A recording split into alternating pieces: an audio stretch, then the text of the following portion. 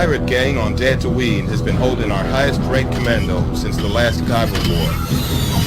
If we free him, we can take back the old rebel base and cripple the Empire's supply chain. And he didn't come alone. Who the hell are you? They destroyed everything he loved. I told you I'll be back. And back you are. And now he's back to settle the score.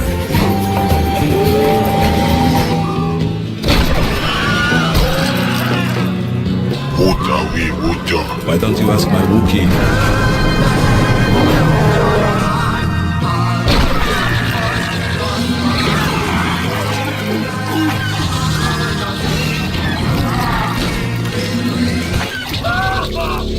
You gave a killer performance.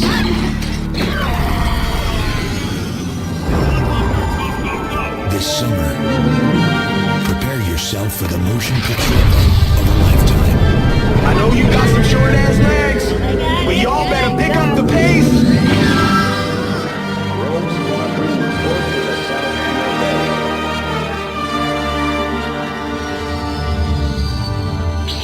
Arnold Schwarzenegger doesn't need the Force. The Force needs him.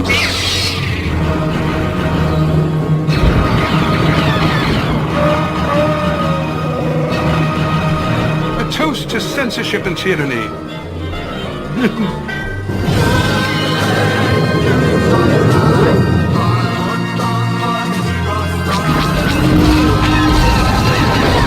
Oh, the Empire done fucked up now. Star Wars 4.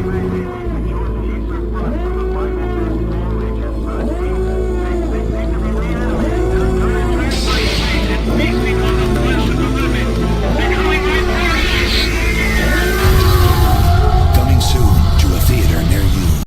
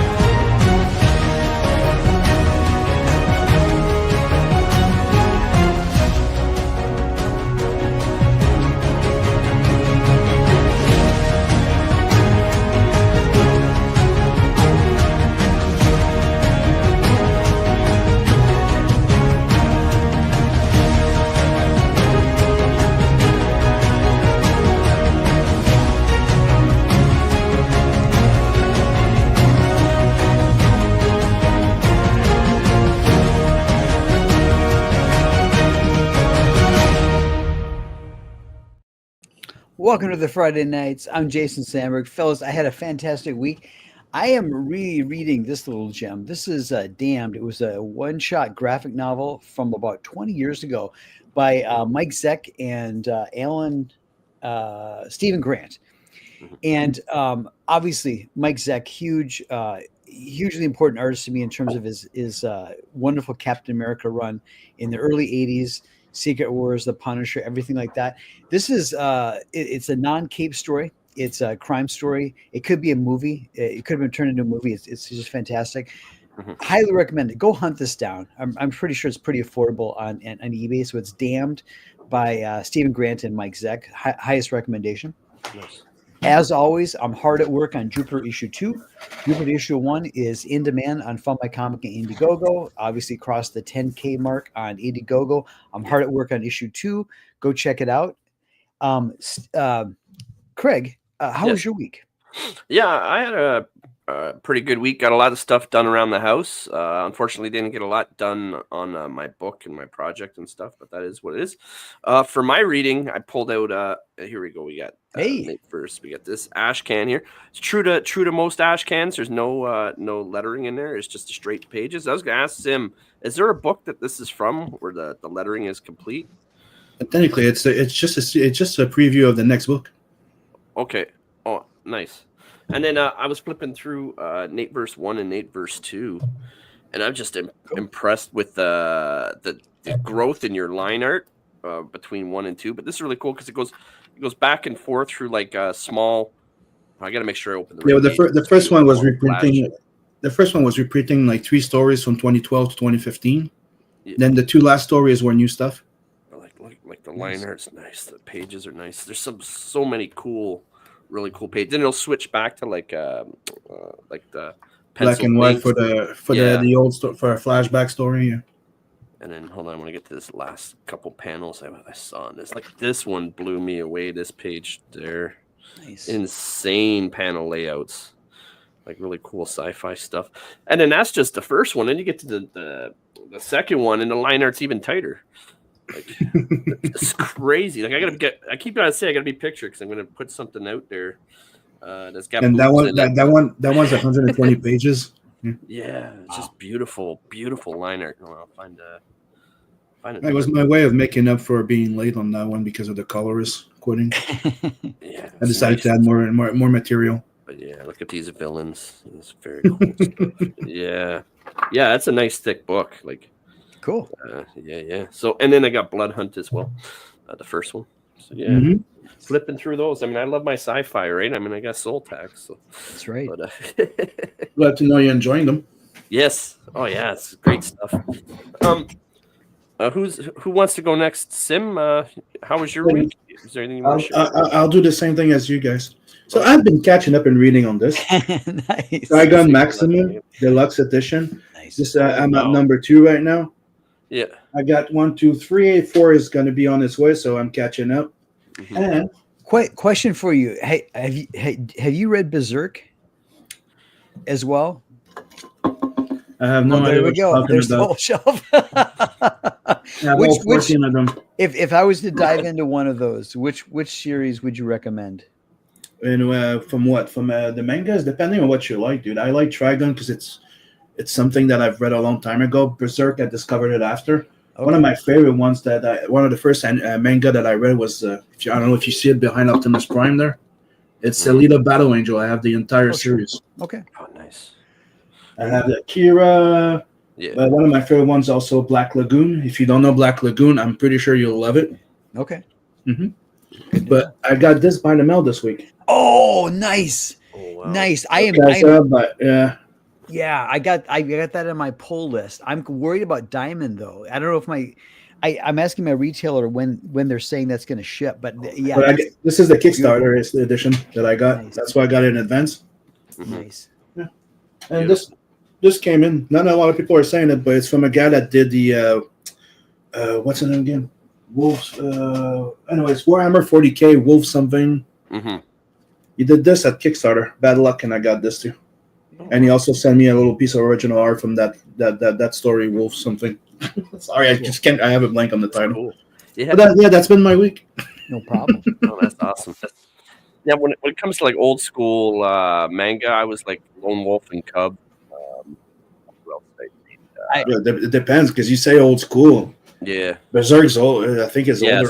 Yeah, then Lone Wolf and Cub. Trigun came out at the same time as Cowboy Bebop. And another gem that people don't know that I discovered late, and it's now one of my favorites. It's Outlaw Star, dude. That shit's amazing. Oh yeah. Yeah. It's sci-fi fantasy to its core. It has magic things and whatever. Like, it's really like I really enjoyed it. But they came out as anime. I just can't find the manga of Outlaw Star, to be quite honest. My manga was the Psychic Girl Justy, and Crying Freeman. And Did then you ever read? Then Akira. Well, one of my favorite first one ever before I discovered Alita, and that what made me a big fan of Masamune Shirow, Appleseed. Oh yeah, yep. Appleseed is the GOAT to me, and after that you have Ghost in the Shell and a whole bunch of shit. Like I have his entire collection, but Masamune Shirow for me is the GOAT. And another one I'd like to give a highlight to, if people are into it, is I love Dirty Pair. Right? Sure. It's an old classic, but I especially like when Adam Warren took over, the American manga artist, one of the first ones to do that before Joe Mad, and his style is just awesome. And he's doing Empowered right now, so that's another collection that I have. Nice, good recommendation. Yeah, I'm a big manga anime, like a manga comic book, and French comic. And I always say the same thing. You want a French comic recommendation? Meta Baron. I've seen that around. Yeah. Just never. Yeah, I've been talking about it for like 8 years. Like two people here, like comics game and shit like that. Like just like, hey, Meta Baron, go educate yourself. So digital, do you have anything to share for the week or anything from your pull list? Well, I'm not a comic guy, but an obsession I've always had. Only with a brief hiatus around the time I first met Jason is computers, and my week has been I feel like I'm a little stunted in my ability to talk to people because it's only been like my tech team all week. I'm isolated on the North Shore of Lake Superior, repairing my house, but computers. I've discovered these YouTube channels that talk about the computers that they grew up with, and there's even projects that are making something called the Commander X16, the 8-bit guy. Just great stuff. And I have to ask Jason or anyone, what was your first? Mine was the Atari 800 XL, and it was 8-bit. Well, I walked down the stairs in like 1978, and I saw two guys playing Pong, and that was my first. But Jared, Pong, very good. Jared, I have to ask you, Jared, is it true that if you're playing one of those space games, that you can damage a keyboard? Is that true? Yes. But my first console was Intellivision, I think it was. Like it was like a phone thing with a circle at the bottom. Oh yeah, it looks like a phone, but the circle at the bottom. Really it had Burger Time and stuff like that on it. Yeah, mine would be Commodore VIC 20. I think is my first computer. Oh, you're one of those. So. That's a computer, not a console. The Commodore that was my first computer as well. Oh really? Yeah. Yeah, I mean, but we also we had Apples. That's cool though. So it wasn't the mine. Atari, I think there were about 100 or maybe a couple hundred more, but they had great graphics and great sound. But there were more Commodore people than anyone else, and that's true in all these hobbyist things going on as well. It's very it's I could get into it. I'm going to resist, but I watched people restoring old machines. Mine's long gone. Who knows where? Apparently, it costs almost $1,000 to buy it. Oh wow! Yeah, I mean it's rare now. But then you get them, you have to resolder them. They do this retro bright thing. It's very entertaining. I'm still holding on to like a couple like tube televisions, the big square ones. I'm hoping maybe those will be like museum pieces if I hold on to them for 10 years. I don't know. Well, that's tube. Those are increasingly valuable. Who knew this absolute trash? I mean, you used to go to Goodwill and see this stuff just sitting there. Like 10 years. I loved how you'd be watching the thing would be on all day, and then you'd turn it off like 11 o'clock at night, and you go, but it would still kind of glow. Yeah, the screen would glow for a little bit, and it was slowly die. Comforting. Yes, love that. And my grandparents had the shelf. Basically, it was basically a shelf that had the built-in turntable and the TV in the front. It was all woods, like the hidden bar. Yeah, probably. Oh, and that took a while to warm up. You had to turn it on. Exactly. We're all dating So, ourselves. so DA, so I'm glad that you were here to help you provide you with an opportunity to talk to normal people and exercise the normal part of your brain after being working as a computer hermit in the Great North. So thank you for joining us. All right. Well, would you like me to go through the chat? Yep. Yeah. It's been a cold February, and the chat has not been heating. It's been taking a while for the chat to heat up. There's only a few people. Why don't you see who's here? Vulcan hasn't even stepped in, eh? Like, yeah, he's got family stuff going on. Oh, it does.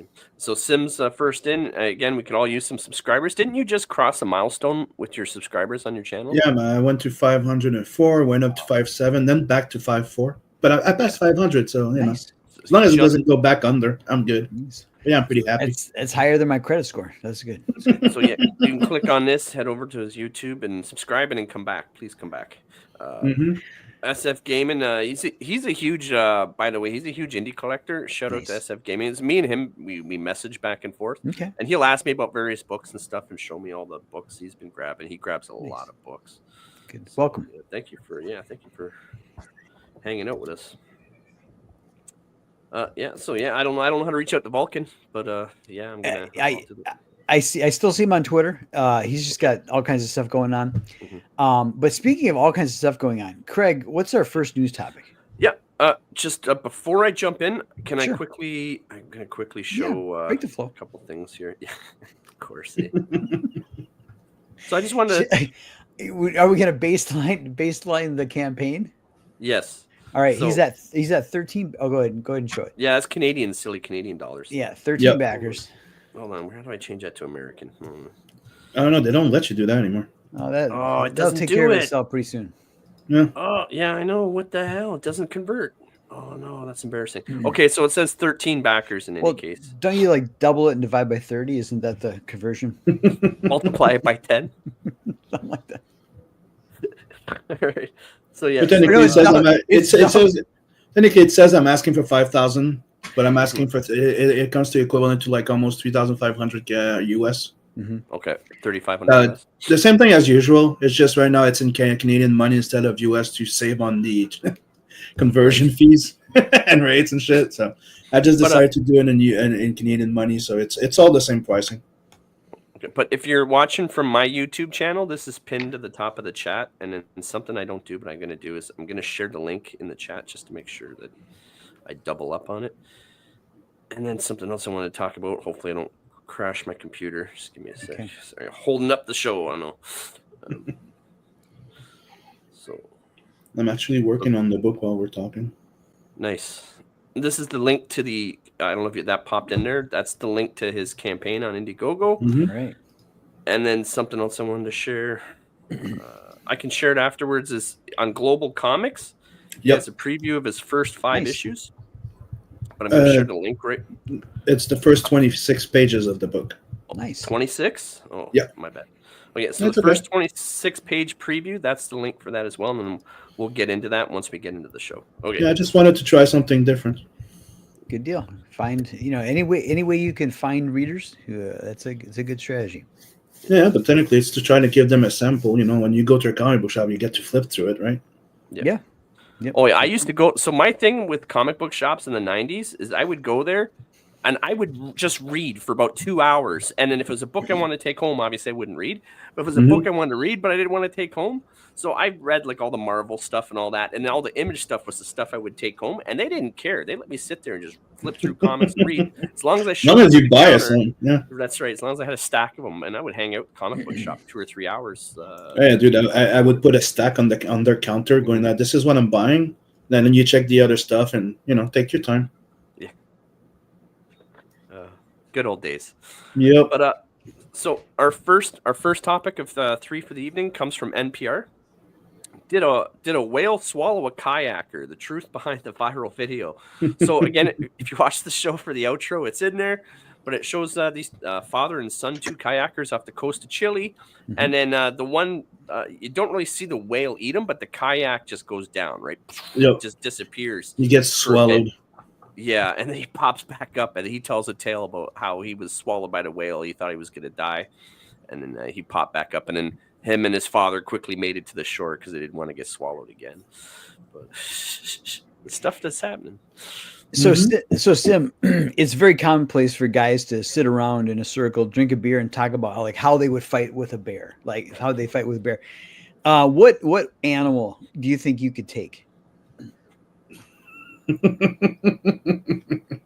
One of the common discussion that we had here with my bro Dave is that he wants to fight a kangaroo. For some reason, he wants to go and fight a kangaroo. It's in his bucket list. They are very territorial and they are kind of ornery looking. I seen a video of the kangaroo that's got the dog in like a hold, and the guy walks up and just clocks him, and the kangaroo just raises right up. It's like, nah, I ain't fighting that. Built.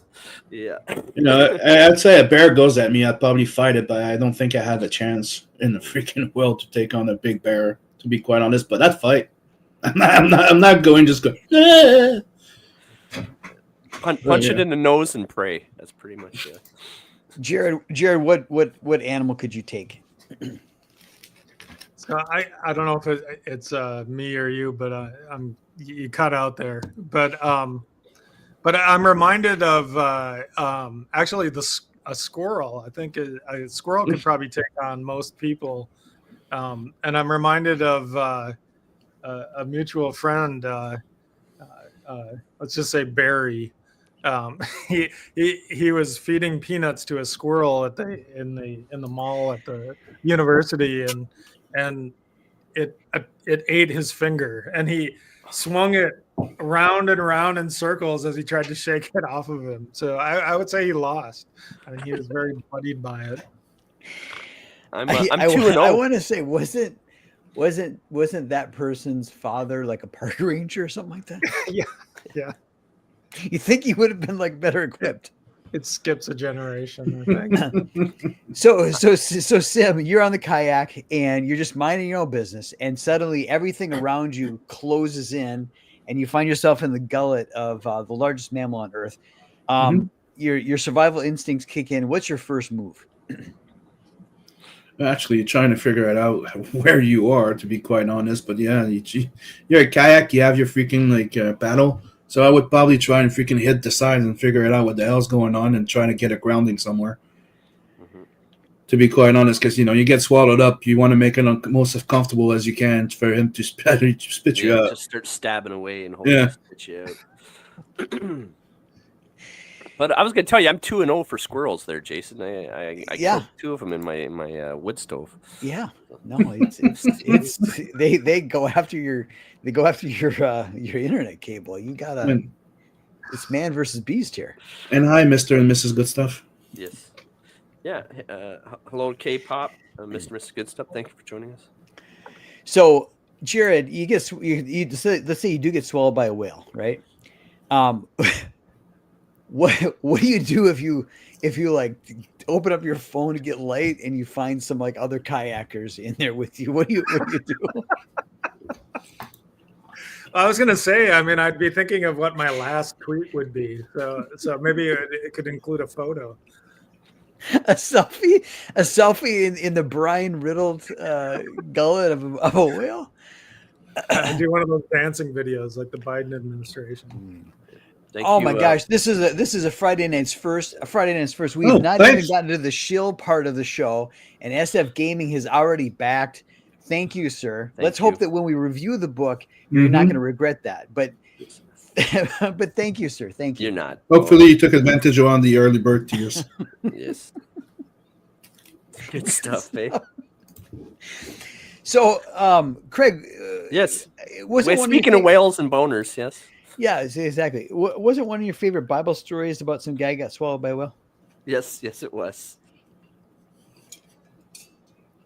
So is this proof the Bible's real? I believe so. I believe over time there's a lot of the stories that they can compare in the Bible that have actually happened in real time. Maybe taken in the wrong time or the wrong context, but for the most part, yeah, it's pretty solid. Yeah. I want to change my answer. First thing I would do is probably scream Pinocchio.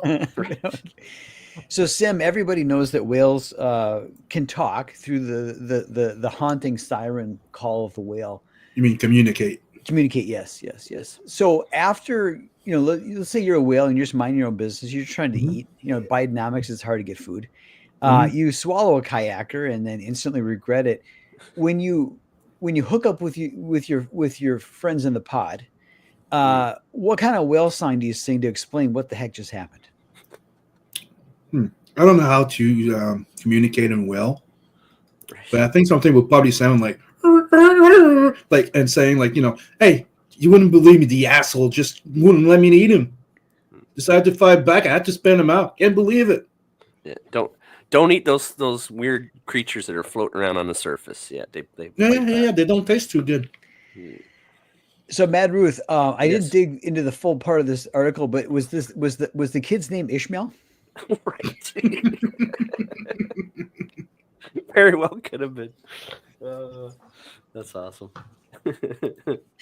So Jared, it is a marvel of the modern age that when stuff like this happens, inevitably there is a cell phone, right? There is a cell phone.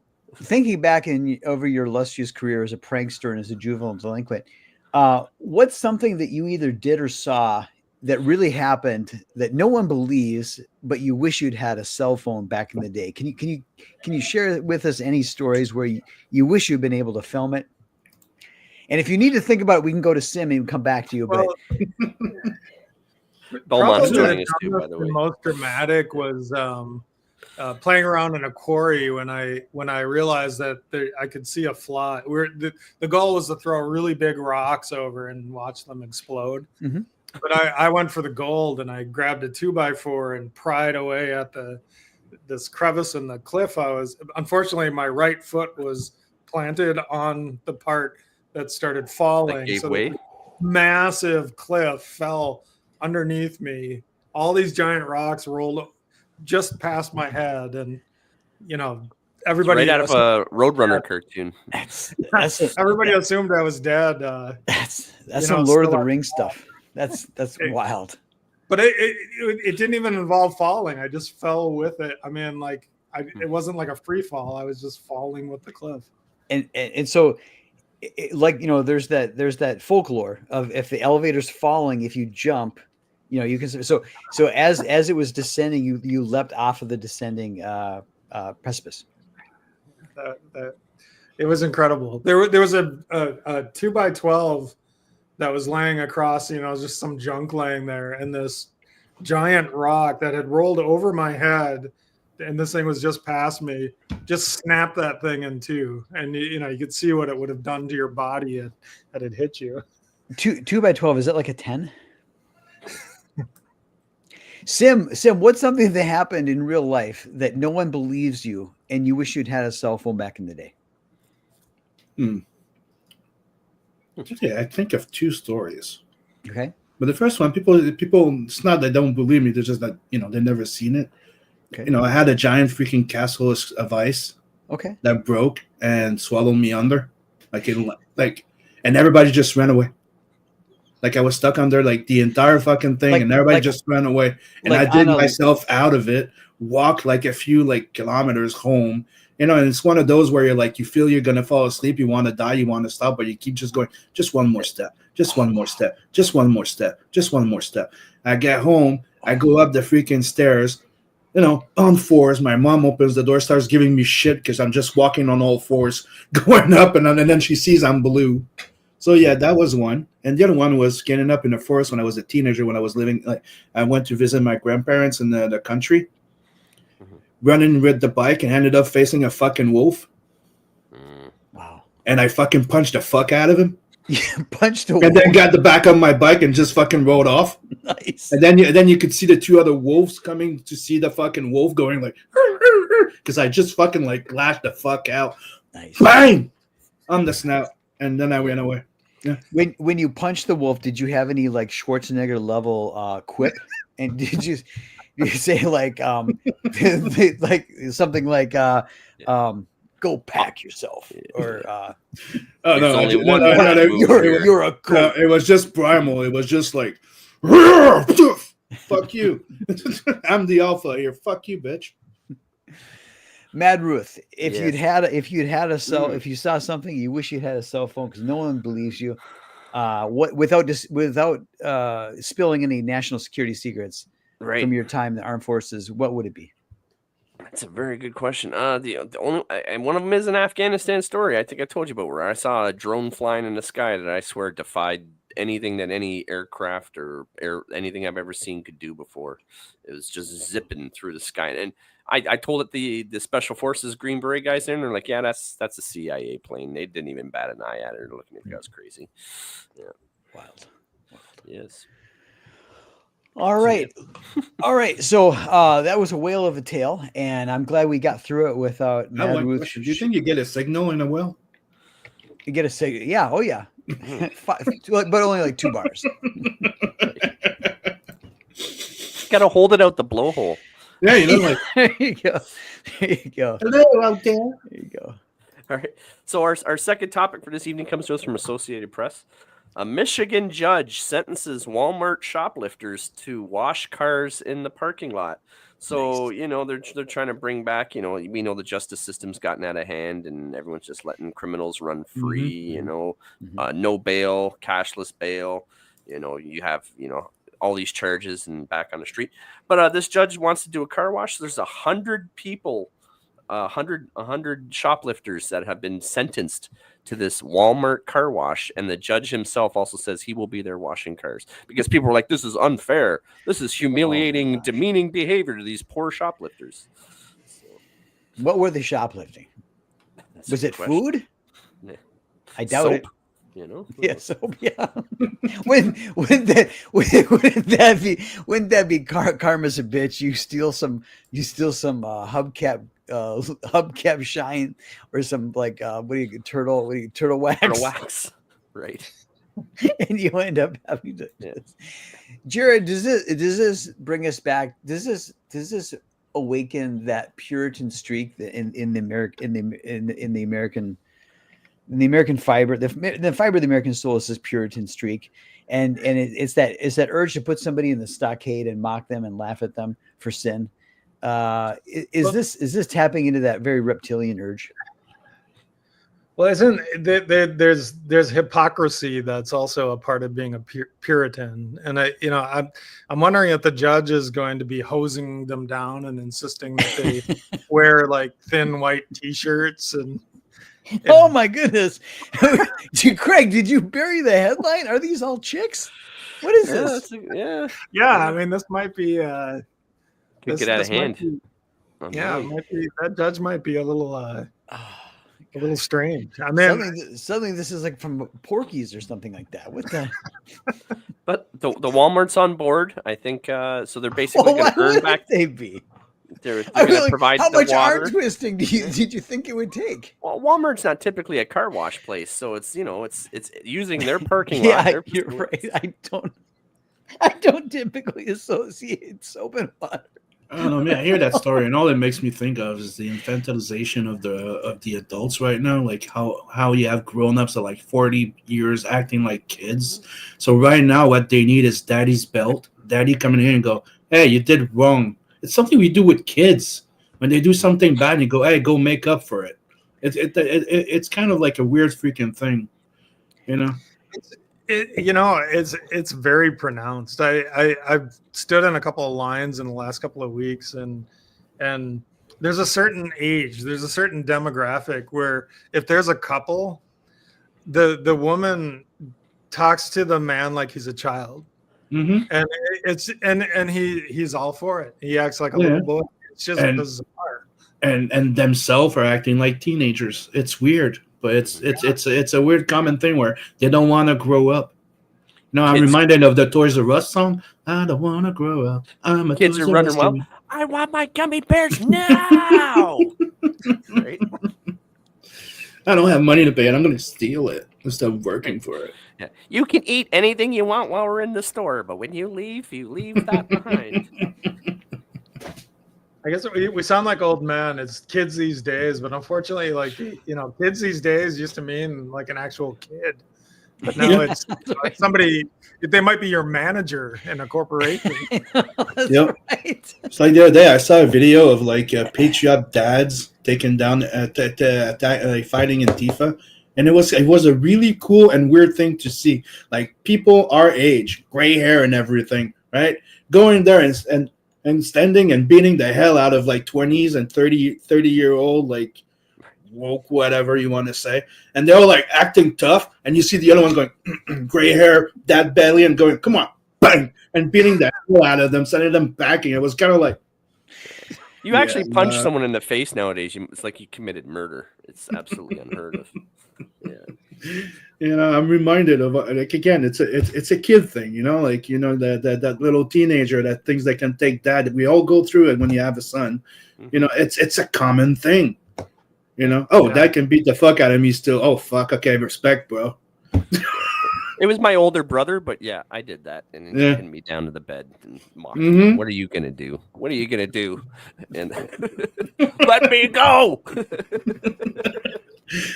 You know, that's the thing. It's like I say, it's an infantilization of the society right now. That it's kind of like you don't need to do anything. You don't owe nobody anything. You're not responsible for anything. You can just yell and bitch like a bitch, and you know people will give you like props. It's like the participation trophies, demographic, and it's something I've been really trying hard to like not teach my kids.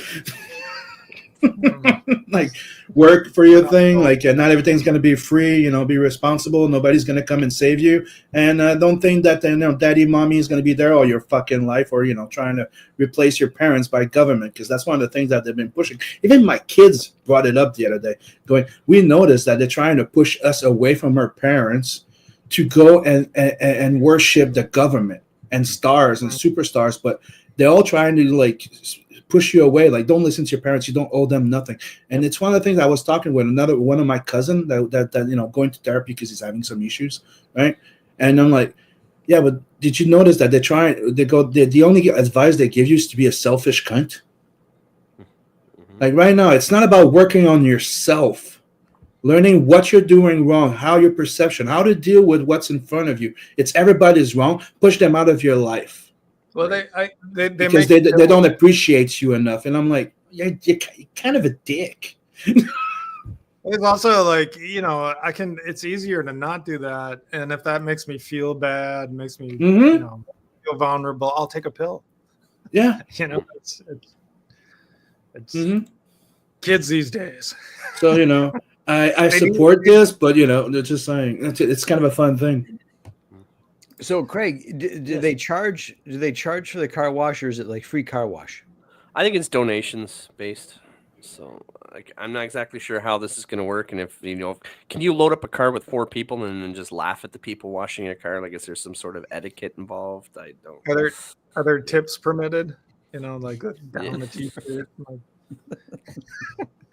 I think I was talking about the 8-bit stuff. I'm very much a child of the 80s, and pictures.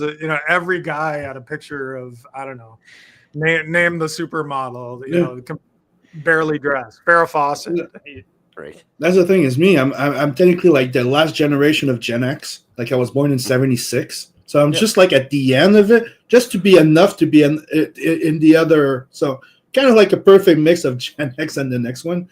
So I can pretty much relate with all of them. But dude, Gen X, we like. As much as when I was a kid going like, oh, they're kind of rough on me. They're fucking there. You grow to appreciate pretty fucking quickly. Yes. That, they made me into a tough guy. They made me into a reliant motherfucker. Like, I won't quit. I won't stop. I'm going to keep going and never give up. Or you were much smarter with choosing who to pick your fights with. You learn very quickly. Yes. But, you get beat up to the ground. You get back up and you go, you know what? Let's try that again. Yeah, so Justin's on the 32 days as a dad. He's 1 month into not sleeping. Okay. Good time. So at that age, Sam, that means you like Pearl Jam, and that we're not going to agree on that point. But I'm not a big fan of Pearl Jam. I like that's it. I'm more into Metallica. I listen to classical music as well. Like I listen to everything. Pearl Jam was not my jam. I maybe like 2 songs that I like, and that's about it. I know as people a few years younger than me just thought he was a brilliant poet. It's just Nope. I'm not one of those. I like Prince a lot. Yeah, good stuff. I'll be honest. I listen to whatever the girls listen to. If they listen to it, they can play it. Dude, I grew up with a DJ. I grew up with a DJ as an uncle, dude. I grew up listening to everything from rock, metal, disco to freaking classical. Like I like Beethoven, I like Mozart. Like I listen to all type of shit. Depending how I feel and what I want to feel like, or when I get motivated to draw. Depending, like I'm gonna draw like girl punching thing. I have a more girly fucking playlist. What would I say? I listen to all type of shit. I also like Michael Jackson. I don't know why. Yeah, even like modern. I like Five Finger Death Punch, one of my new favorite bands now. I don't know. All the new good songs are all songs by women. There's like really no good male artists now. I don't know what the hell's going on with music. But, I don't know. Five Finger Death Punch, pretty fucking dope, dude. Yeah. I like Parkway Drive too, from Australia. It's pretty dope. And there's Airborne that was also good. That's from Australia. Have you heard the Chats? The what? Australia, the Chats. No. Oh yeah, look up the song "Smoko." It's just brilliant. They have a few brilliant songs. Very retro punk, but it's got its own take. Pearl Jam changed direction after. I mean, one of their choruses is "Those bastards in Parliament ought to be hung by their neck." I mean, they're I know I'm one of those. I agree with you. Like I never understood why people were so fan of them. Like maybe a song or two, but I liked REM better than them. Pearl Jam was meh. REM still holds up. Yeah. So, anyone else have anything else they want to add about the shoplifters being forced to do manual labor? They should do that more. They should do that more because no freebies in prison. God damn it. Yeah. No, I hope this is a trend where we see people on chain gangs and people making restitution. I think it's more important than just like loafing around in prison. I think they've got like Wi-Fi in prison now. I just think it's sad that parents don't do their job anymore. Because you wouldn't have that much of a fucking problem. There's that too. But if they don't do it, well, let's the old classical dads do it for them. Well, it's just a deterrent in general, some sort of deterrent that makes you decide you don't want to commit a crime because the punishment's worse than the crime. But if you eliminate the punishment, there's no deterrent. So yeah, if you don't fear the consequence of your action, then you're just going to do them. Yeah. All right, what is our third topic tonight? So our third and final topic for this evening of the Friday nights comes to us from Times Now. You wouldn't believe how hard it was to find this. It kept redirecting me. Redirecting you like an air traffic Yeah, control. oh yeah. So I even had the Endeavor Air website up. They completely cleaned that. They took all the DEI stuff off it. They scrubbed it too. But what happened here, Craig? Yeah, what we want to know of the pilots of the Delta plane that crash landed in Toronto. So this is one of the new Endeavor DEI Delta unmanned sort of women power type empowerment. Wait for pilots. Dude, I tried to find the promotional video that they did, and I can't find it anymore. Some of it's in the outro. I got some of it saved for the outro. So what you're saying is they're taking the term unmanned to a whole new level. That's right. That's right. They pride themselves on having entire crews that men are not in charge. But the uniqueness of this flight is it's a twofold. So the actual pilot of the flight was a male. So, and by the way, I mean, there are competent people. We can agree there are competent men and women. You can't lower the standard to bring in a lower standard of pilot. That's so privileged of you to say. Yes. It's not. It shouldn't be about equity. It should be about equality, and it should be about you get the job because you're the best at it, not just because you fit that check bar. I've got to read I've been handed from the legal department at the Friday Nights handed me a disclaimer. I've got to read it here. The views expressed by my co-hosts are indicative of white privilege and are no way to be misogyny. Yeah. Okay. Misogyny, terrible. But no, so in any case, so the actual pilot was male, but the interesting was all his experience was on sim instructing. So he wasn't really versed on this particular plane. Yeah. So he was a gamer. So he was a gamer. He was a gamer pilot. The co-pilot was an Endeavor pilot. A month before did they pay him in Bitcoin? So a month before this, she was teaching single prop, small, tiny, like Learjet, like Vince Neil size planes. But she was the co-pilot on this. So they came in, and there's multiple factors to why this crash happened. So for starters, extreme weather, which they're denying. I think there's just one factor. It's called was they supposed to check before taking off, to be quite honest. Yes. But a severe crosswind, inexperienced crew. So needless to say, he just let her land the plane. Sorry, I gotta say allegedly, because it's been a week and they still haven't told us what has happened or who the pilots or who was actually flying it, and they haven't released the cockpit discussion. But I blame the Miles High Club. Yeah. So what they're saying happened. Right. That's a whole nother. Right. So what they're saying is, I'm not a pilot, so I'm not going to pretend like I'm an expert and watch these internet videos. But apparently, when a plane comes in, you're supposed to flare it, where like you raise the nose and it sort of gives it that last little bit of lift before it's, and you slowly drop it in, right? Slowly, just it's supposed to be, the people on the plane don't even know the wheels have touched the. Oh my gosh! Yeah, balls first. Yeah, but so it's like none of that happened. No, so you watch the plane, it's level, and it just slams into the ground. And then, bam, the one wing rips off. Thank God it dumped all the fuel behind the plane, so the plane didn't get engulfed in fuel. And then it rolls over, so she managed to flip the plane upside down.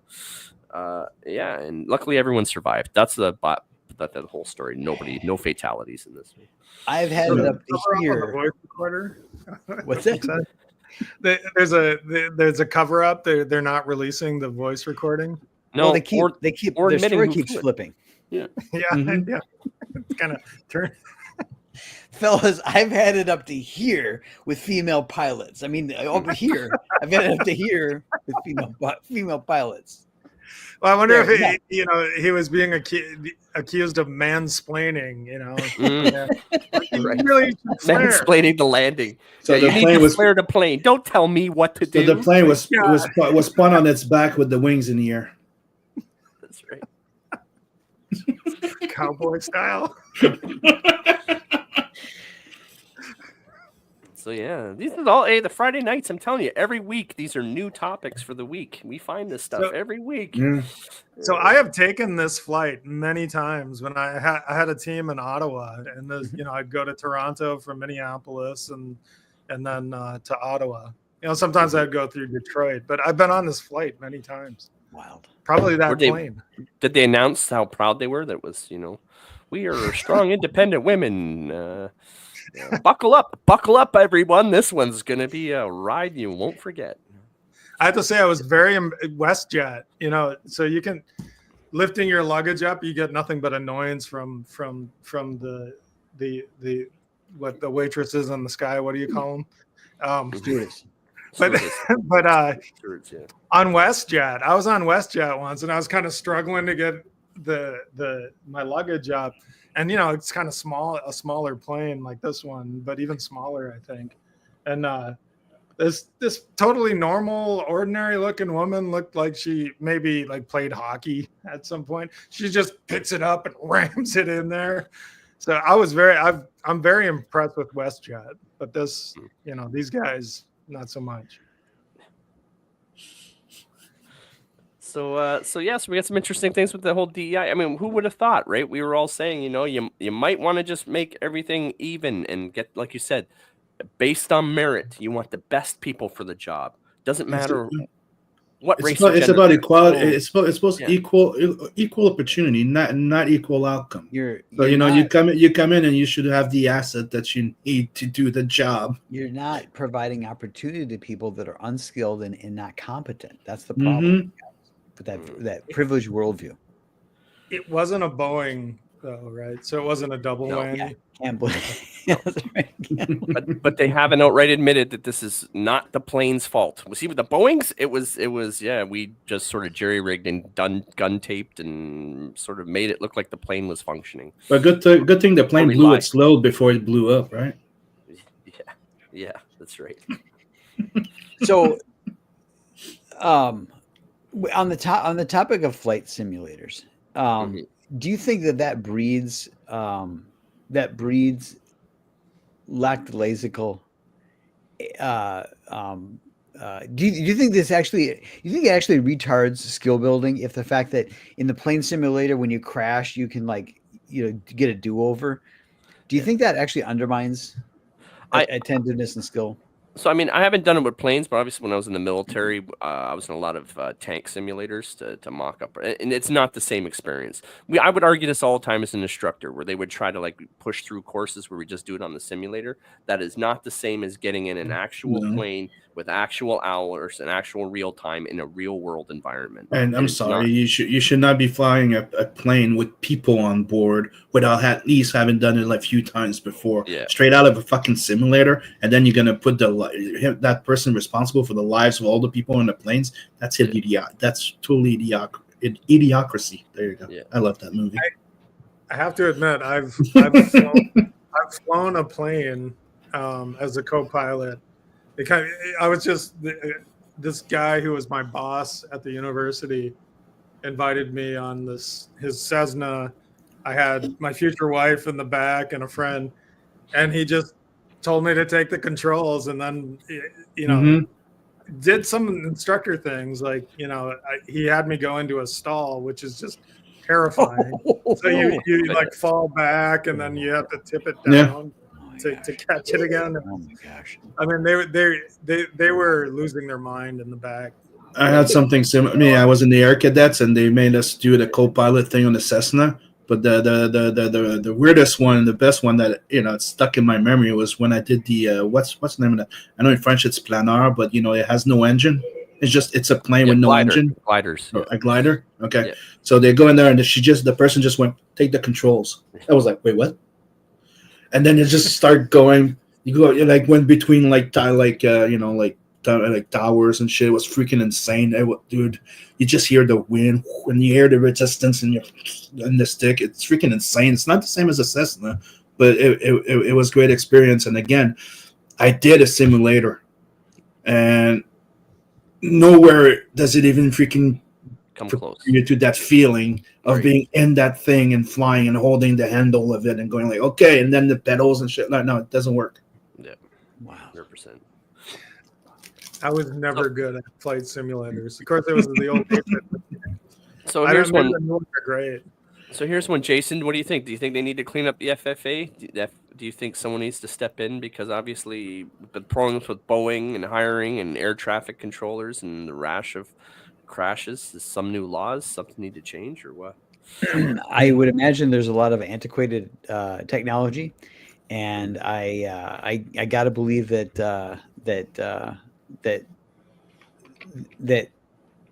yeah, I think there's some house cleaning that needs to happen. Yeah. Did any of you guys ever played that GeForce Afterburner game, arcade game?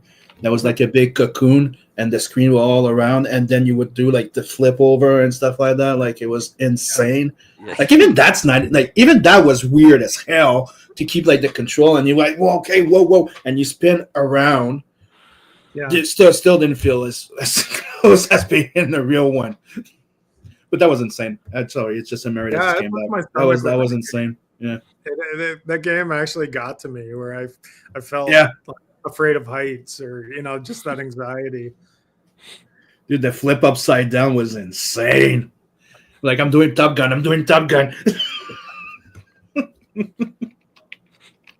Afterburner was the shit. Sorry.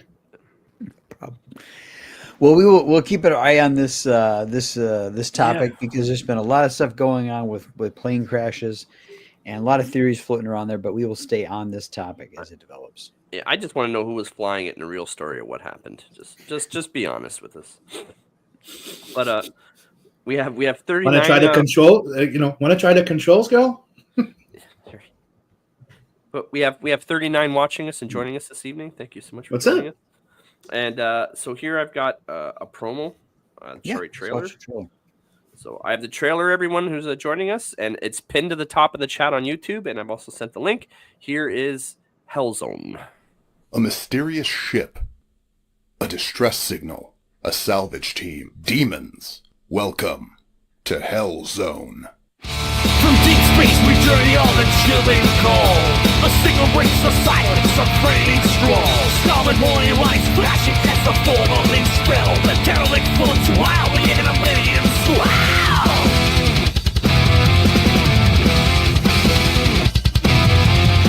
Fold up, ghost ship is quiet as a tomb. All's whisper secrets wrapped in gory gloom. Boots echo through the corridor, search for sight. I stay in the shadows, searching for the fight. In the shadow, find no sign of light. Distress the signals and to through the endless night. Of its team, armed with steel and might. Teams looking ready for the fight. Welcome to the Hellzone, graceful ride. Big guns winning, there's no place to hide. Symphony of chaos, all to life. In this twisted, haunted metal tide. Very cool. So Yeah, I had fun with that song. I'm going to share screen the campaign, and again for everybody, I'm going to share the global comics. Do you want to talk on the global comics again? What happens when they click this link? Well, when you click on the link for global comics, you get the first 26 pages of the book. It's not the final lettering, and they still have the editing to go through. But it's the rough first verse of the dialogues that's there, and it's all the book is written, illustrated, colored, and lettered by me. So go check it out. You got the first 26 pages. I stopped at 26 because I wanted to give you the setup and wanted you to have more. So that's why I went at 26, because you'll see when you read it. There's a good reason. You want more. You want to know what happens. You get to see what happens with the gun that she gets to have that hell gun on her arm because the hell gun attached itself and it's fueled by her blood. Wow. So she's stuck with it for pretty much forever. So Sim, some of the art reminds me of Richard Corbin. Are you familiar with Richard Corbin? Of course I do. I have a big part of his collection right here. Nice. No, it's not like every panel, but there's a couple panels where I'm like, as I look at, I'm like, this feels like Richard Corbin. So I hope you take that as a compliment. Yeah. Looking forward to reading this. And this is a standalone story. Is that correct? Yes, it is. It has nothing to do with any of my other books. It's a one shot. Okay. And I'll say I do have an idea that I could do a sequel. Mm-hmm. But it's not planned. You know what I mean? It depends on the reaction of the people. Sure. It's not the same as Blood Hunt. I had written a plot for the three other book stories and stuff like that. That one is just because it's what could happen after? Because you do have to have a type of little guideline when you're writing a story, even if it's a one shot.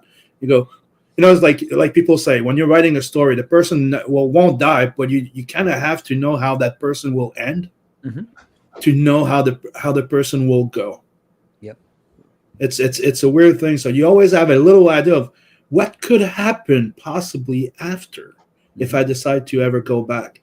But it's a one shot. And right now, when I first launched the campaign, I said 68 plus. Right now, I'm already at 70 pages. Nice. So, and I'm thinking of adding 4. So it's probably going to end up being most of my books and being an 80 pager. Nice. Because that's what happens to all my books. I always started my books it's going to be 68 plus page, and most of them are 80 page, except in that verse 2 that it was me making up for being delayed.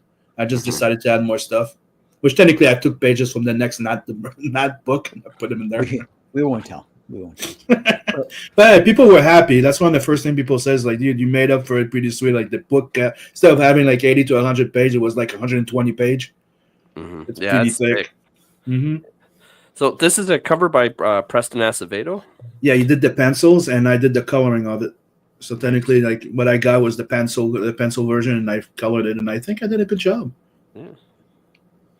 Very cool. And that's the variant cover. The first cover that you see in there, the first one you passed, the one that you see mostly on the campaign, that was the first concept art, and that's the exclusive to the IndieGoGo campaign. I'm gonna print just enough for the fulfillment type of thing. Okay. It's the concept art. The first piece I ever drew of those characters before I started working on the story, and I don't know if some people picked up on it, but there's a little homage to what she looks like the face. She's based on somebody that died when I did the concept art. Her name is Julie Strain. Oh yeah, yep, I see it from Heavy Metal. I see it. Like she passed away, like she died, and I was a big fan. Like I love Fact 2 and stuff like that. And she was the wife of Kevin Eastman, the guy that owned Heavy Metal back then. Every artist that I'm fan on drew her. Right, she was like the heavy metal girl, and she was a B-movie actress. But the thing is, when I started working on this, she passed away, and there was a part of me that was like, I want her. Like, you know, she was a 6'1" babe, you know, and she was badass. And I'm like, let's do this. That's why you see she's taller than the monk. Like, I'm like, you know, I want her to be like a combat medic that kicks ass, you know, as well as she can take care of people. She can save lives, but she can kick ass as well. And that's one of the goal of the stories is, you know, when you see the first pages, I don't hide it right there on the campaign. Everybody dies. Okay. Like she starts with the team, everybody dies. Teleportation problem, so everybody dies. So she ends up there alone, and then she finds the monk that's there, and he's paralyzed. He was there before, like from another team that got brought up to that ship. And I don't want to spoil it for too many people, but I think in the sample that I put there, it's evident that the ship is living, so it's not is alive. Very cool. And you get you know, like the Ashcan that you have, except that one will probably have some dialogues in it. Okay. You get the first 22 pages of Blood Hunt. Nice. So for Blood Hunt 2, that continues the book that I already have here. Yes, it's the sequel to that book. Yep. Yeah. And like you had, it comes with a sketch inside. So you know, you buy an Ashcan at $25 US, but you get it's like having a sketch card with a 22-page comic, because you're gonna flip. It's a card stock, and when you look at the back, there's a sketch in it. Nice. You get some original art. Yeah, of course. That's what I thought it was a cool thing to do, because I got fed up. Like I've been doing sketch card for so long, you know, and helping like campaigns, doing free sketch card for their campaign and stuff like that, and they're selling them for like $25 US sometimes, or $30. And I'm like, what can I do that would be interesting? And I'm like, well, I'll do an Ashcan, and I'll do a sketch card in there. So it's actually like you showed earlier. It's not just like flimsy paper, it's a cardstock cover, so it's a, you know, and it limited to like I print 100 minimum, and if I, you know, I'll print more if people buy them, but I won't print more than 100 if I don't sell more than 100.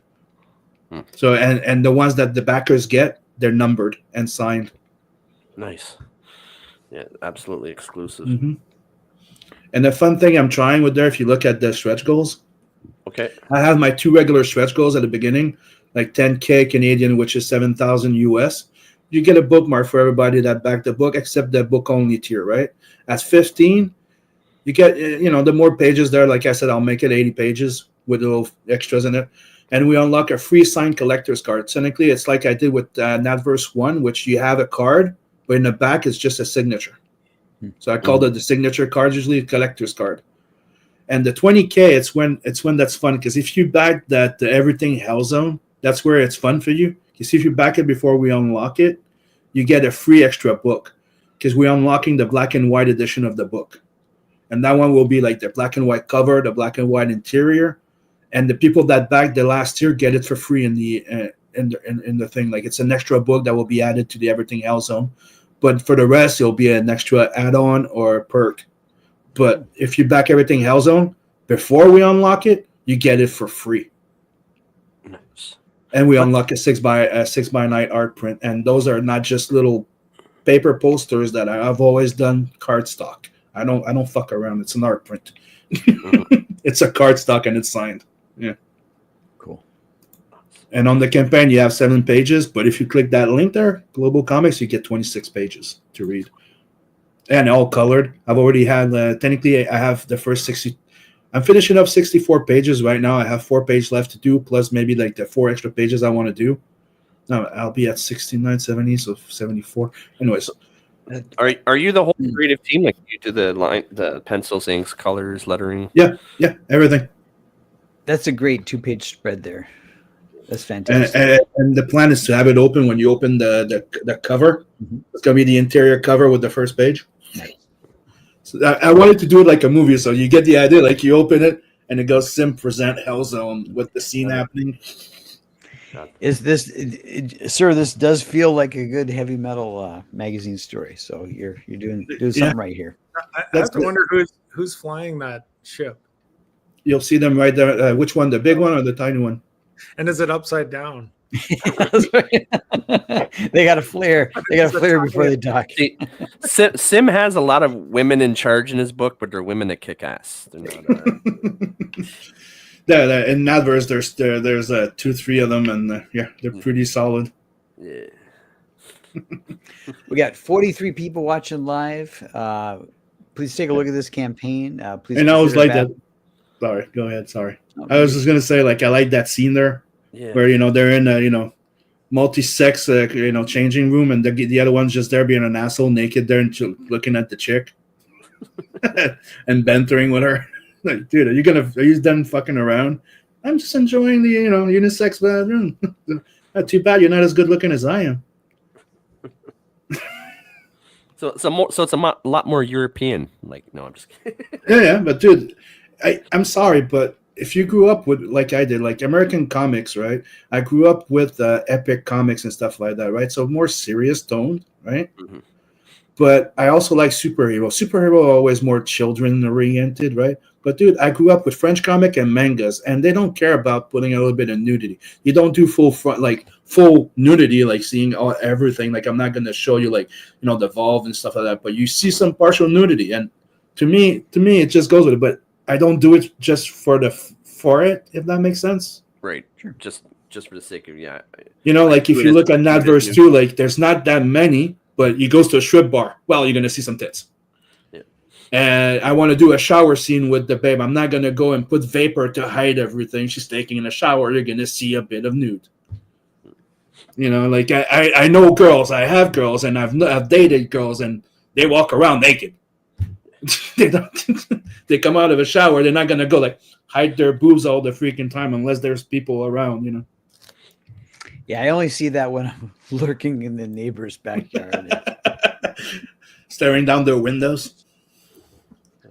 But see, that's you're getting to the point I was telling you. It's pretty obvious. Within the first 5 pages, you see what happens to the team. No, dude, that's brutal. That's brutal, dude. You spent a couple pages introducing the crew, and then they're wiped out. And they're all dead. Bye. Oh no! What happened? I need another shower. This is the worst day at work ever. Yeah. Where's OSHA? I need another shower. I just what the? Oh my god! Like I keep telling people, like when I worked on that page where they blow up, right? At first, I was starting to lay out to do the flats and stuff like that. I was thinking of doing all the colors and then rendering, but something popped in my mind of classic old movies or something like that, where you would have everything blurred red or something when something would happen, and the character in full color. And I'm like, I don't know why. I just thought they would look so much better, and it does. Very effective. Like you see the beam, and what's in the beam is full colored, but what's around is just bloody mess. And I still rendered that stuff so that it looks 3D. But yeah, no, it's a very cool page. Everybody's like, which one's your favorite characters from the team that dies? I'm like, the one that has the best death. The big guy with the big gun there, because look at that death. His heart gets explodes out. His rib cage, everything. Like, I hope he went quickly. It's, not for the squeamish people. Not for the squeamish. And she's like, why? What? Does she have survivor's guilt, or is she like, now what am I going to do? Right now, she's wondering what the hell is happening, and seeing all her friends dead around her, and then you see those little blood fiends forming behind her from the blood. Nuts. So cool. And those are the first 7 pages. Wild stuff. This is another cover. Yep. Crazy. That's the sexy cover. Which I first did because I was thinking of doing a Kickstarter campaign. But I decided to make it available for like people on this campaign too, because not everybody wants to go from one to the other, right? Right. And I like to please my people, so everything Hellzone gets you that cover.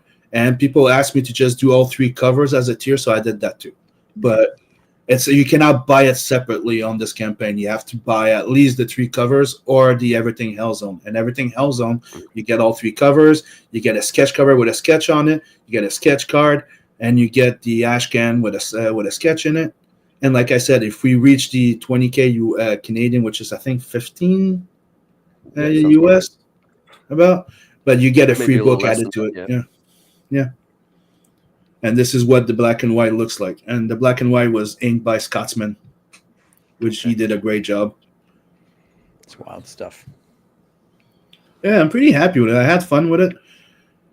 And like I said, like it's one of the things that I like as much as I can't wait to continue in Nadverse, because not the Merc. The first books were that Tales on the Nadverse, because I wanted to reprint the first 3 stories plus start from there, right? So that's why it's like 80 page. You have the first stories, and the other half is the new stuff. The Tales on the Nadverse 2 continues and picks up from there. The idea is to set up my universe, because the idea is to have not the Merc and the Metal Valkyrie, 2 different series, but they'll be in the same shared universe. And I thought the best way to get everything set up was to do Tales from the Nadverse, which is giving you 5 comics in 1 book. Yes. So even if you go at Planet 69, it's double size. It's like 40-something pages. So it's 2 issues. Yeah. It's like, I'm not even sure how many of your books I've missed. Get a list. Like, I've got the 2 Natverse 1 and 2, and I got Blood Hunt. Those are the 3 ones I did so far, yeah, and campaigns, yep. And right now, this year, because that's the thing, I've been investing in myself. Before the incident with the colorist, while he was coloring, I had done everything. He was coloring, and after a year, he had some issues, like nothing. There's no bad feelings. It's just he couldn't keep going, and he did 14 pages in almost a year. And he goes, dude, I can't keep freaking holding you back with this shit. I'm out. I'm sorry, dude. So I bucked it up and I put everything aside. But what I was doing, it was working on Hellzone, working on Blood Hunt 2, and that. So right now I'm working on this, finish that up, but I already had 60 pages done when I launch. I already have 70 pages, a bit more than 70 pages on Blood Hunt 2 done already in black and white. And I have the 41st pages of the next Not the Merc book, and 20 of them are colored. Wow, so right now my goal goal right now is to have 3 books this year. How many pages do you do a day, you figure? I can do a page a day. Okay. Depending on how charged they are, but yeah, I can do a page a day from pencil to ink. Nice. Like if they're very charged, I take 2 days, but yeah. So I'm going through your tiers. So the digital's 20 Canadian. I'm not sure what the conversion is. That's about 15, 14 or something like that US. Okay. $30. The $30. That's the book only on sign, because some people like that. They don't like extra anything, then they don't care about on sign. So that's $20 US, about maybe like 19 something or 21. But that's my gauge. I'm trying to gauge them to have the same pricing as I usually do, so it's not more expensive. 35, that's 24.25, I think, in US. Mm-hmm. For a sign. And the shipping's about $20 for even the 1, 2 copies, and 3 for your US, I think. Yeah. Okay. Or there's an extra, I think it's 25 US for the 3 book tier. Okay. So I'm not charging too much. I'm trying to keep in mind that everybody's a bit tight.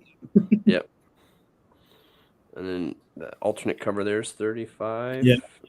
Then you have the duo pack there, and that's one of the early bird tiers. And I think you have 3 days left on it, so you save 7% of the price. So 65. I don't know how much that would be in US. Give me a sec. Let me just check it right 50, here. 51 maybe. To USD, so 65 Canadian would be about $46 about. Oh yeah, because our dollar's dropping. Yeah. But it's one of the reasons why I did that, because if I would have done it in Canadian in US, it would have been a bummer for people in Canada. That's another thing to consider is if you back it now, 6 months from now, it might, you know what I mean? Like, the dollar might appreciate so much that. It's an up and down type of thing that goes. Hopefully our shit's gonna get resolved too. Yeah, hopefully. Do you have add-ons? So like if I back any of these? Okay. Yeah, there's add-ons for everything. You can get the old books if you want. Okay. That's what I was kind of getting at. So all covers. I don't know if I put the Ashcan there. Let me go check just to make sure. Because if you want to add yourself an Ashcan or something, hold on. Yeah. So here you got all covers plus Ashcan. And if you do make that stretch goal, does that get thrown into that tier as well? The extra book? Yeah. No, the extra book for free is for the everything Hellzone only. Okay. Perfect. So everything Hellzone. There you go. That's what you got to do. And you get 14% off the retail value because there's a sketch card in it. There's everything. Okay. Perfect. And if you signed up, go check your emails because the discount's even bigger. Oh no way! I think I missed the sign out. I don't know if I did the sign up or not. Go check your emails. You'll see. I can vamp if you need to check your email. Nah, we'll be here all night if I do that, Jason. But okay. what I am gonna do is I'm gonna pull the campaign down. It's that time in the show if you want to throw some questions. Yep. So Sim, the ship that's on the journey, where were they intent on going when they ran into this trouble here? Like what's kind of like the backstory of this crew? Technically, the ship appeared and they were sent to go check it out. Okay. They're technically a salvage team, so they're going there hoping to see if there's something, what's happening, and make money, bringing it back and maybe seeing what's in it. Okay, cool. So we have 45 people watching live. Sim's been on the show before. Obviously, many of you have probably read the Natverse books. I'm excited about this project because it harkens back to the glory days of Heavy Metal Magazine, where you had standalone stories, a little bit of horror, a little bit of sci-fi, some scantily clad women as well. Very, very, very excited about this project. And please take a look. We typically have about 100 people watch the replay. And once Craig backs, we'll do a refresh and see how many backers we got you. I think we started out at 13 backers. But those of you that are watching the replay or those watching live, if you back the book, please ping us on Twitter or put a note in the chat. Let us know that you backed. Let us know that we helped you find Sim as a creator and find this book. So, Jason, you kind of put your finger on it because I'm I'm highly influenced by heavy metal. But another thing is those classic 70s and 80s sci-fi movies. Even the B action type of sci-fi movies. Like I love that stuff. I love all those old cartoons and anime. And I think it reflects in what I'm doing. Jared, were you going to say something? I was just going to say like Rutger Hauer movies that down from there. Second, yeah. Split Second was insane. I really like that. Yeah. Nice. I'm broke because I'm shopping right now. I'm just sitting here looking at all his add-ons. We'll keep vamping. Another thing I like to bring up is the gun is also alive. Yeah. So is it burning her blood protein as a power source, or is it converting the blood protein into bullets? Tell us what's going on here. Technically, the entire premise is like even the ship is fueled by blood. Crazy. So you see the blood fiends they create themselves from blood, right? So there's a limit to it. But one of the things that you'll see in there is that not as much as it's feeding on her, it's more like a symbiotic type of thing, right? But it doesn't affect her. Okay. So it might fuel her rage. Okay. When you run down a bit low on your blood or your blood gets hot, you know what I mean, like type of thing. But yeah. So is the Earth Federation going to defeat this thing by sending people with bloodborne pathogens into the ship? Nope. Oh. Nope. She's alone versus the entire thing and that little friend that she meets inside the ship. Nice. And if you look at the preview, like that's one of the things I'm trying to be careful here what I'm saying because I'm trying to remember what I've put in the preview because I don't want to spoil it too much. But in the preview, you see that the priest was paralyzed, so she gives him those like exoskeleton legs and the arms there, so you can be a bit stronger and walk around. But you see him exercising the gun. The gun was on one of those creatures that came at her. So they go and claim the gun, and he does an exorcist type of thing that turns the flame blue like her eyes when she touches it. Okay, wild. Yeah, and right there you can see definitely inspired by Julie Strain. So that's the hat there. Yeah, it's a little love letter to her in a way. Like, you know, I really wanted it to look like the hair, the face features that she has. Yeah. Yeah, dude, it was heartbreaking, especially when you know what she died of. Yeah, she had an accident and she had a brain injury, and she was I forgot what's the name, but it's recessing mind. Yeah. So not only did she forget, but she was going back in time. So she was acting more like a child. Like it's not a fun thing that happened to her, and she passed away from it. So it was kind of my way of going, like, you know, I don't want her to be forgotten. Let's bring her back. You know what I mean? Let's do something new with her. So, ladies and gentlemen, we're in the home stretch. We got about 6 minutes left. We're going to refresh the campaign. But after Craig's outro, we do want you to go over to the gutter, hang out with Aldous and JP and see what they're up to. I'll put that link in the chat in the next few minutes. Craig, are you ready to share the campaign and see where we landed? We started with 13 backers. 13 backers when we started the show. And again, this is a small production show. But look, here we are up to 16 backers. Nice. Oh, thank you, everybody. Yes. I really appreciate it. Yeah. Excellent. Excellent. Very nice. Thank All right. you to everyone for your support. So, Sim, you'll have to come back on during your next campaign. I always will. And Jared, you have a fantastic week. Don't try to stay warm. It's been a rough February, man. It's been like -10. It's been crazy. I'm ready for winter to be over. I'm done with it. Yeah, definitely. I'm done with my prime minister. I'm done with my government, and I'm done with winter. I don't know where you guys are though, but I'm in Montreal, so I'm like, there's a part of me that's kind of like winter. Right. The last 2 days, like, okay, like there's a lot of snow, but dude, it's like we used to have way worse winters than this.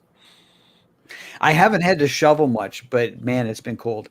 I am going to continue working on Jupiter issue 2. Jupiter issue 1 is in demand on Follow My Comic and IndieGoGo. Please check it out if you haven't. We'll be sharing some samples of issue 2 in the coming weeks, and that campaign will be launching sometime this year. Craig, what are your parting words for the community out there as we ease into the weekend? Just keep supporting indie creators. Just go out there, find something you love. Like, there's anything you can dream of, you know, from westerns, vampires, werewolves, sci-fi, nudity, violence, swearing. If you can think of it and dream it up, whatever you want, feel free to DM me on Twitter. You look me up, Dark Lord Mad Ruth. I'm glad to message and chat with anyone, and we can find you a book you're going to love in the indie comic space. So please just back and support creators. Sure. Everybody, thank you for spending your Friday night with us and helping us all kick off our weekend. Thank you for hanging out. We appreciate it. I want to ask Sim, is there anything he wishes to promote in addition to his campaign, like YouTube shows or? Well, you can go on my YouTube. Please give it a sub. I usually do some streams on Friday, Saturday, or, you know, sometimes on Sunday. Okay. Probably not tonight because, you know, I'm here and it's getting late. But, you know, go check out the InkSlayerEntertainment.com because my books are available as add-ons. But if you don't want to wait, you can go on the website and they ship the next day. Nice. Everything's available there. And we have T-shirts and other type of merch. And go check out Sugar Chris channel because we're starting to do the morning roast again. Oh, good deal. Good deal. Yeah. Nice. All right. So any parting comments or words before I throw our crazy outro for this week? I just have to say the Atari was so much better than the Commodore. Yeah. I agree. I played it more. Yeah. The Commodore, I had to rewind the tape or set the tape in the counter, and yeah, I didn't like that. Thank you, everybody. Now, I have no idea what Mad Ruth is going to play. Every week it's a roll of the dice. Buckle in because it's always madness. All right. Have a great weekend, everyone. Later. A judge in Michigan has come up with a unique punishment for convicted Walmart shoplifters. He's sentencing them to wash cars in the parking lot of the very Walmart they stole from. The so-called Walmart washes will start in the spring, and about 75 to 100 people are expected to take part in this unusual community service. We're told Walmart is on board and will provide the water and supplies. The judge will also be rolling up his sleeves and joining in on the wash. You want to wash my shit for real? Yeah. For $1? Yeah. So $1? Yeah, yeah. Thank you. You want some peanut butter pretzels? What the fuck? You just put them hoes out your pocket? Yeah. Right, chill out, bro. Hey, you got ops? Ops? Yeah. Yeah, yo, bro, you got to chill. Don't put me on... Nigga? Yeah. Okay, I washed it for $1. It's an extra $1 to wipe it off. You gonna give me an extra $1? Okay. All right, extra $1 to clean it off. There we go.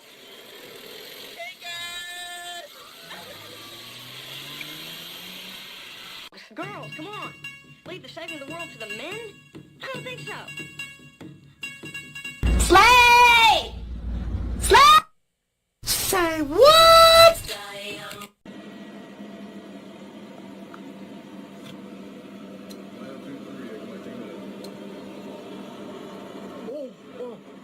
Oh, fuck. Oh, no. No, we ain't giving no hope. I ain't Romeo and no hope. Making a party, chocolate Barbie waiting on me.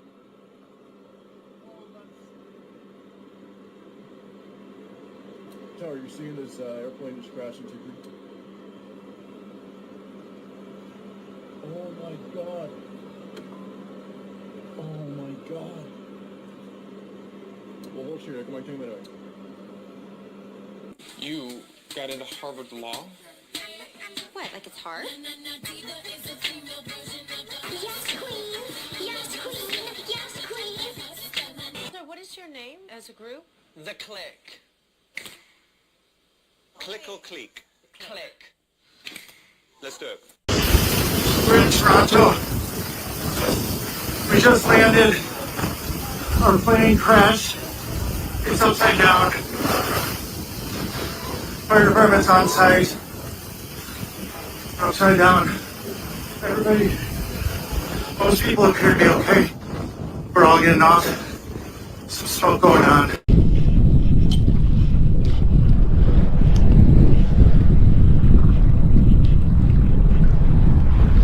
Sí, yo pensé que me había comido ya y que me había tragado, pero claro, yo sentía que quizás era una orca, habíamos estado hablando de orcas poco antes, entonces tenía eso en la cabeza, pero ya cuando salí entendí que claro, probablemente era por curiosidad que se había acercado la ballena o quizás como para comunicar algo. Agárralo, vete para la orilla. Sí, yo en un principio cuando pensé que había muerto fue como claro, mucho terror porque pensé que ya no podía hacer nada, ¿no? Y cuando salí y empecé a flotar, ahí sentí el miedo de verdad de que también le fuese a pasar algo a mi papá, de que no hubiésemos llegado a tiempo a la orilla y me fuese a dar hipotermia. Tranquilo, vamos. Whale! Help!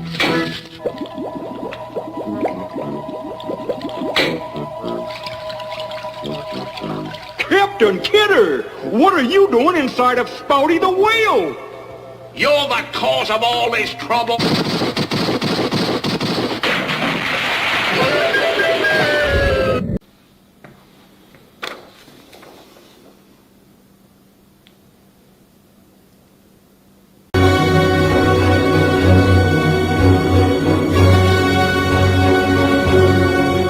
Anyway, Mr. Hanks, on behalf of all of the people that you so ignorantly insulted last night, you. Bobby, it's your favorite president. I forgive you, Bobby, for being such a loser about the election. It's not your fault you were born with a low IQ. It's not your fault, Bobby. Believe me. Bobby, your favorite president won. Kamala lost. She lost so strongly. You were wrong. You're a loser. You're a total loser. This show sucks. You're going to get low ratings, Bobby. You're going to get low ratings. Look at that. From Raging Bull to Raging Nobody. Such a disgrace. You're such a disgrace, Bobby. It's a horror. It's an absolute horror. Kamala is getting drunk somewhere. Unbelievable. Look at this guy. That guy's calling your favorite president a virgin. Can you believe it? Look at that crowd. It's such a horror. It's such a disgrace if you look at it, but we're gonna win. We won big, okay? Look at that Come here, paparazzi. Come here. I love this guy. Look at that. Unbelievable. You want to do a little dance, paparazzi? Come here. Hey.